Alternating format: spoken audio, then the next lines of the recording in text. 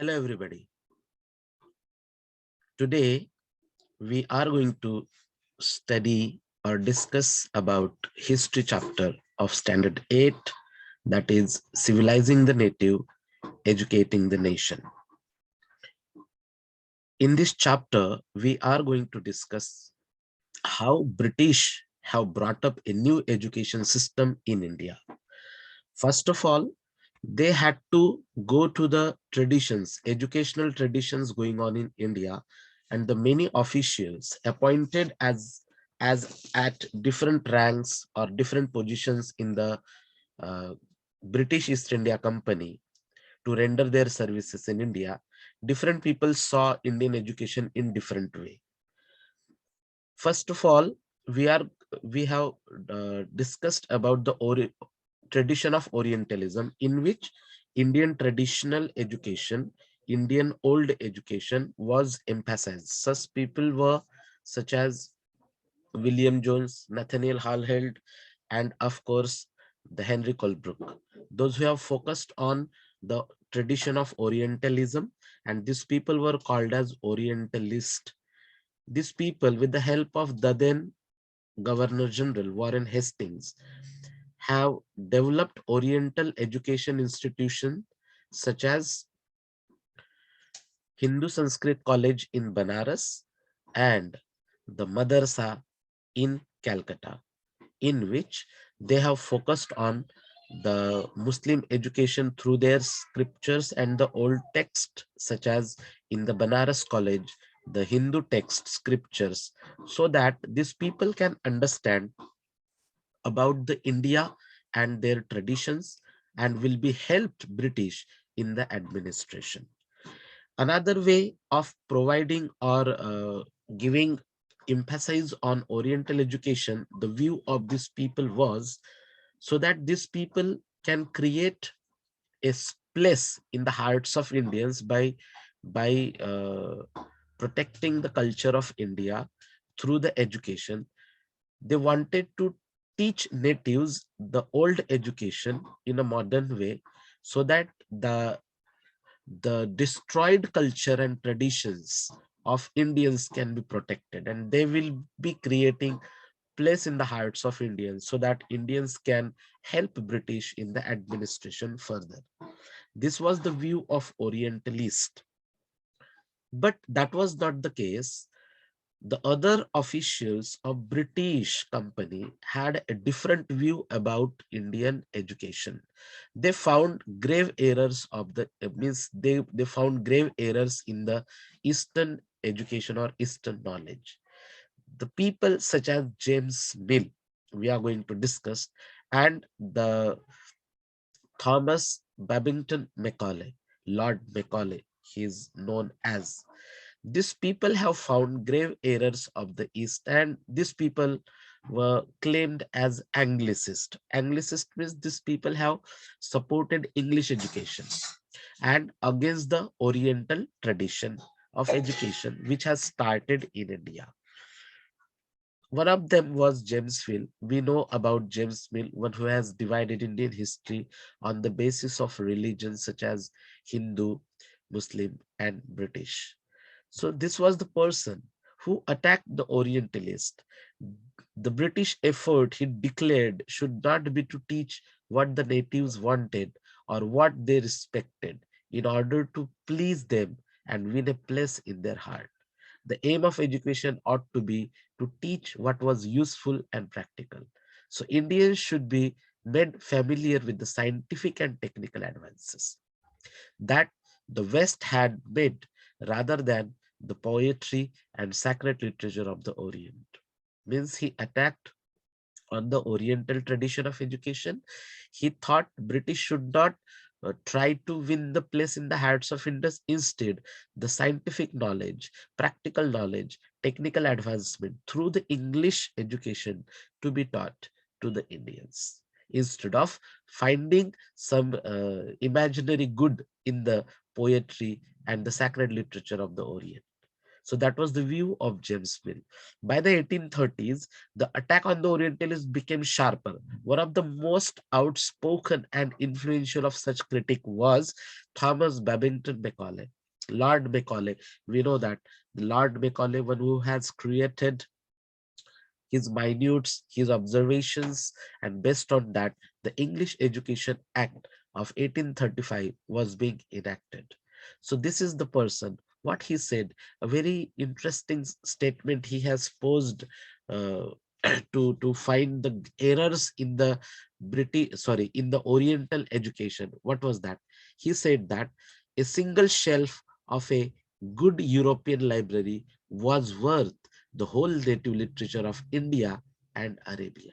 So this is what his statement, what he said, a single shelf of a good European library was worth the whole native literature of India and Arabia. Do you really think this could have happened? But he thought, what he thought that ki European, a single European library shelf with a good books can be worth to the literature of India and Arabia. This means he said Indian Oriental education is not at all useful for the development of the country. This Anglicist view had that we need to civilize the native, and that was only English education is important to teach. With great energy and passion, Macaulay emphasized the need to teach the English language. He felt that knowledge of English would allow Indians to read some of the finest literature the world had produced. It would make them aware of science and philosophy. Teaching of English could thus be a way of civilizing people, changing their tastes, values, and culture. So these Anglicist people have emphasized on English education, through which they wanted to educate Indians and civilize them.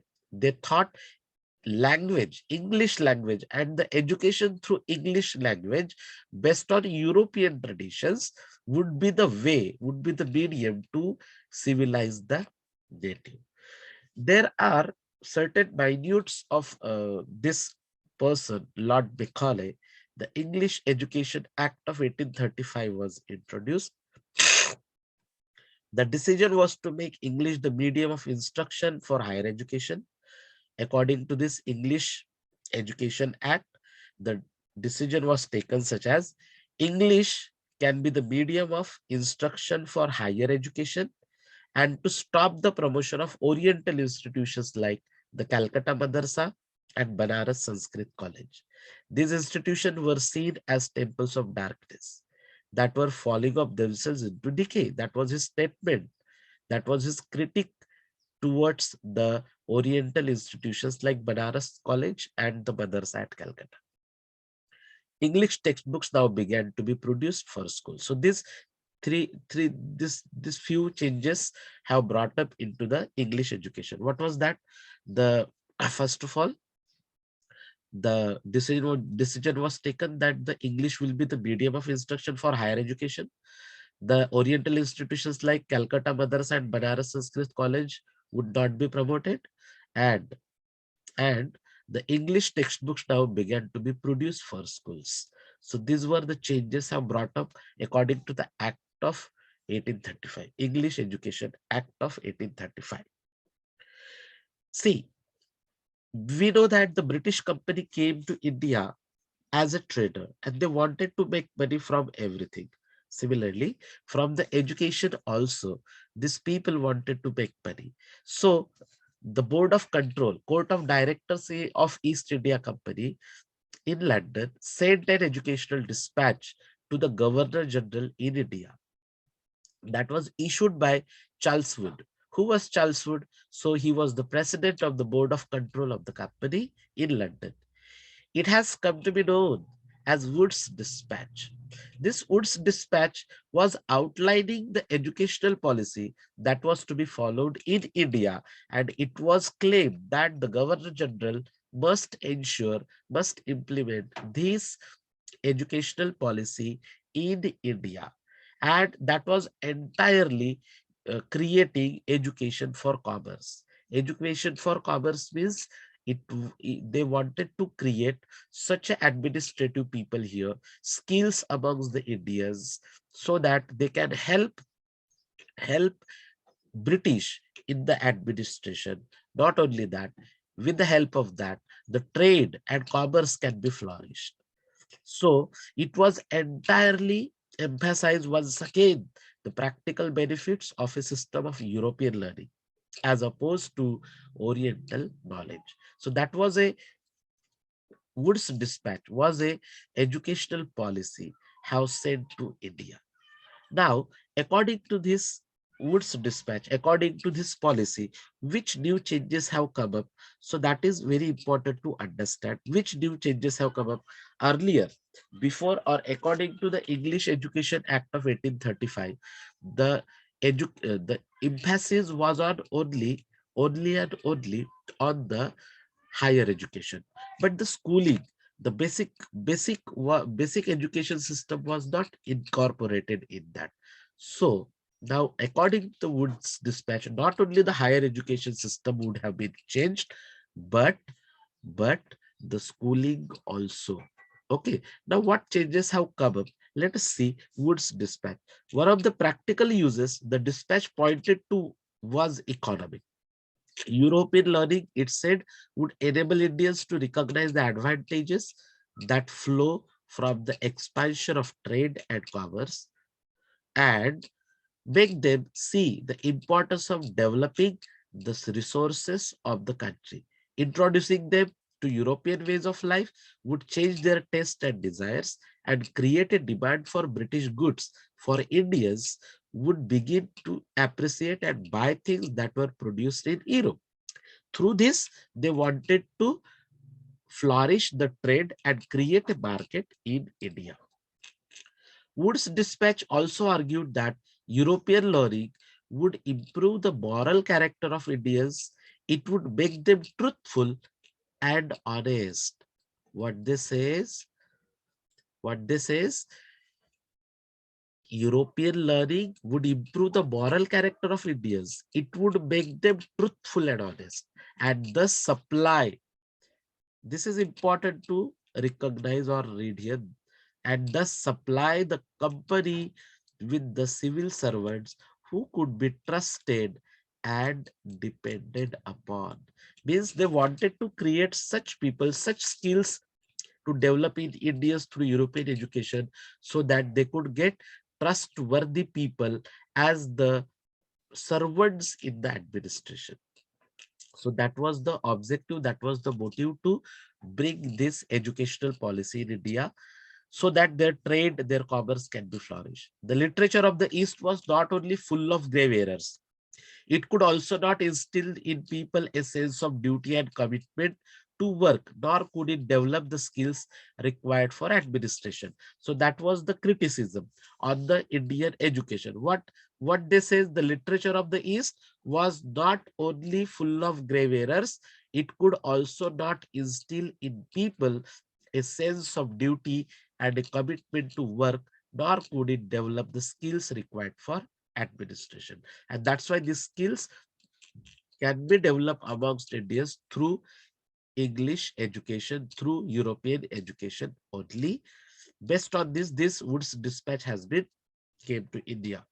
Now, following the 1854 dispatch, several measures were introduced by the British. What were those measures? First, education departments of the government were set up. This is the important change has come. Education departments of the government were set up to extend control over all matters regarding education. This is the first change came up, education department of government. Then steps were taken to establish a system of university education. What? university education in 1857.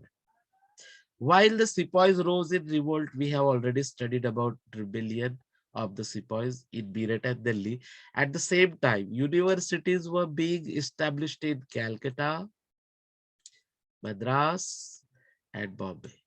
These three important presidencies had developed, established, set up the universities during the same time.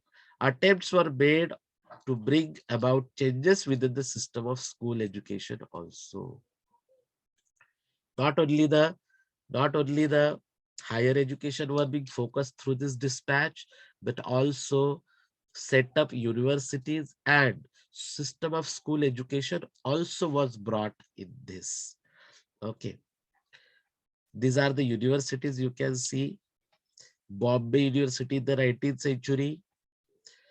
This is Serampore College. See, some people, some British, some Englishmen were focusing on advanced and practical knowledge. Some missionaries also were there in India that time working. See, one of the persons, William Carey, was a Scottish missionary who helped establish the Serampore mission. What was his argument? The argument for practical education was strongly criticized by the Christian missionaries in India in the 19th century. The missionaries felt that education should attempt to improve the moral character of the people, and morality could be improved only through Christian education. Some missionaries wanted to create moral education, and they said that can be done only through Christian education. Means, along with the education, they wanted to spread the Christianity, right? But until 1813, East India Company was opposed because they did not want to go against the traditions and customs of Indian. So the missionaries were not allowed to work properly or to set up their educational institutions and all. And after 1857 revolt also, we have seen the Queen has already declared that there will be no intervention in the local customs and traditions and religious matters of Indians. But still, missionaries could possibly found the way to establish their own educational system through which they could start providing Christian education, right? So Serampore College, this is one of the colleges where the missionary education was being started. Okay. Now we must know what happened to the local schools after bringing this new educational policy under Wood's dispatch. So we must know first how were the schools in India. So there is a report of William Adam, one who has toured only Bengal and Bihar region, where he could find there were every village had a patshala. What is there? A patshala. Okay, and around 1 lakh patshala, he said there is in the Bihar and Bengal, and each patshala do not have over more than 20 students. So around at a time over 20 lakh students are studying in these patshalas, and these patshalas was started maybe by the wealthy people in that village, or the any shopkeeper, or a teacher, or a community in a school in order to teach the children. Okay, so that was a system of schooling in India. And the system in education, there were no textbooks, no school building like today we have, no benches and desks there. Okay, there was no chalk and board, and everything was taught orally, and that was taught according to the will of a teacher, guru. Education was flexible. Timetable was not fixed. There was no annual assessment. Okay. Guru was deciding what is to be taught, what is not to be taught. Guru was at all children. There were no even separate classrooms. All children were sitting together, but the guru was interacting with the group of pupil according to their level and teaching.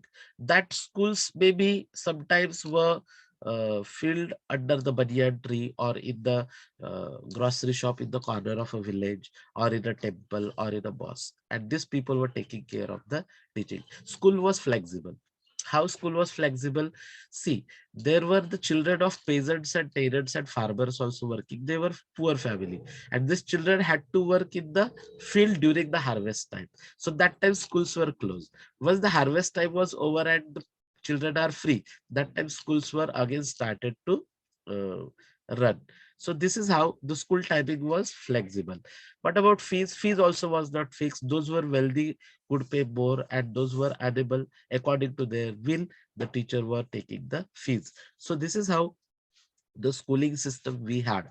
But this new system, this new system or new routines and rules have brought up changes, lot of changes in the schooling system under under educational policy, educational dispatch of goods. Now, what changes have come up? Let us see. Up to the mid 19th century, the company was concerned primarily with higher education, so it allowed the local pathshalas to function without much interference. After 1854, the company decided to improve the system of vernacular education. Vernacular education means children, the education which was given in a regional language, the language which is spoken in that area widespread. So that is a vernacular education. It felt that this could be done by introducing order within the system, imposing routines, establishing rules, ensuring regular inspections. That were the changes they wanted in the vernacular education, which was absent before. Okay, it felt that this could be done by introducing order within the system, imposing routines. Routines means rules and regulations, establishing rules, ensuring regular inspections. For this, what they have done, how was this to be done? What measures did the company undertake? It appointed a number of government pandits. What they have done first, this is first. They appointed a number of government pandits. Okay, each in charge of looking after 4 to 5 schools. This is one. This is second. First, they appointed government pandits, and each one of them was in charge looking after 4 to 5 schools. What was his task? His task of the pandit was to visit the pathshalas and try and improve the standard of teaching. That was a task of this government pandit. What was this pandit? He was made in charge of 4 to 5 pathshalas. And what was his task? To visit regularly to these pathshalas and try to improve the standard of teaching. Okay. Then another improvement was each guru was asked to submit periodic reports and take classes according to a regular timetable. A regular timetable was introduced, and the guru was asked to submit periodic reports and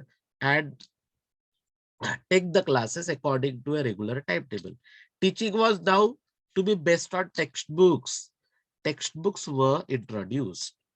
Textbook and learning was to be tested through a system of annual examination. So these were the changes. What were the changes? First, there was an inspector, like a government pandit was appointed. Then he has to regularly visit the school to improve the quality of teaching learning. Then the guru was asked to take the classes according to the timetable one, then submit the periodic reports.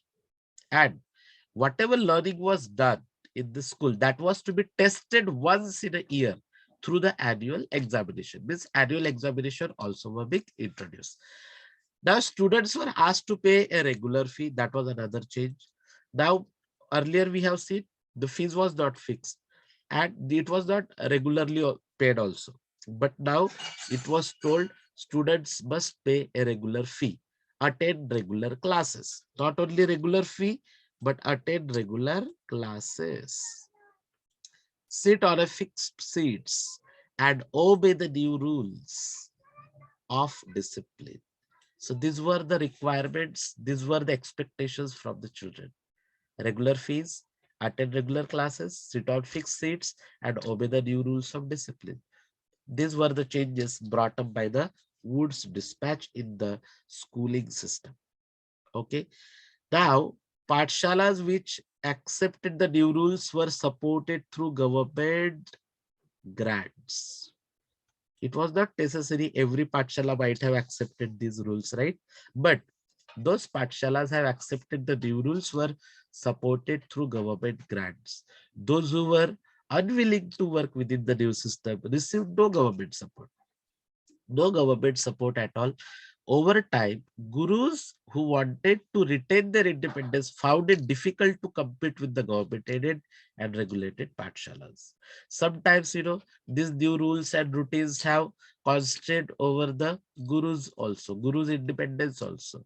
So many of the gurus did not want to accept those new rules to retain their independence. But these people could not compete with the patshalas which have government aided or regulated. So that was difficult for them to compete with. Okay, so this is about the changes in the education system from the basic. But do you think there was a positive impact? Sometimes there was a negative impact also. There were another consequences. What consequences? See, in the earlier system, what we have seen, children from poor peasant families had been able to go to patshalas since the timetable was flexible. Poor families, children from poor families, they were able to go to Patshala because timetable was flexible. Because during harvest time, when they had to work in a field, there was that time the Patshalas were closed. But now, because of the new routines, new rules, and new timetable, as it was fixed, the children were asked to attend the school regularly, whether it is harvest time or whatever. So because of this, what happened?